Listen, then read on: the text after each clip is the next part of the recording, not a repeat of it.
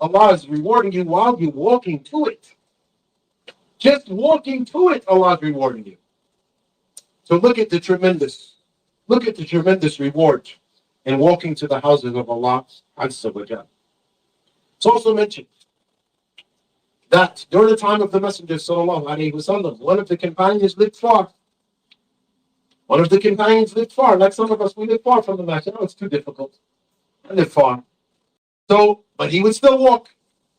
He understands the tremendous reward, so he still walks. So the Sahaba radiallahu anhum said, why don't you buy a donkey, a camel, that you can ride when the weather is hot, when it's dusty or sandy? Why don't you ride a camel? He said, I don't want to.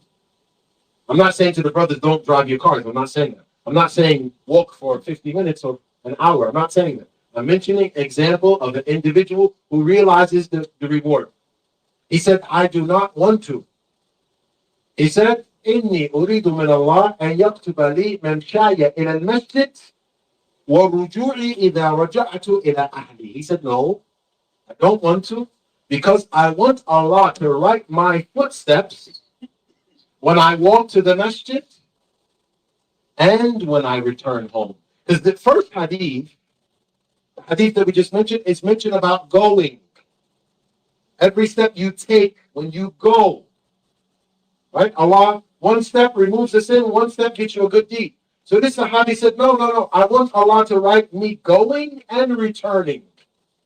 Because my dear brothers, returning, you're not doing the ibadah anymore. It's over, it's finished. The Prophet ﷺ heard this Sahabi and said, heard this man say it, and said, لَقَدْ كَتَبَ اللَّهُ لَكَ ذَلِكَ كُلَّهُ. Allah wrote it all for you. Going and coming.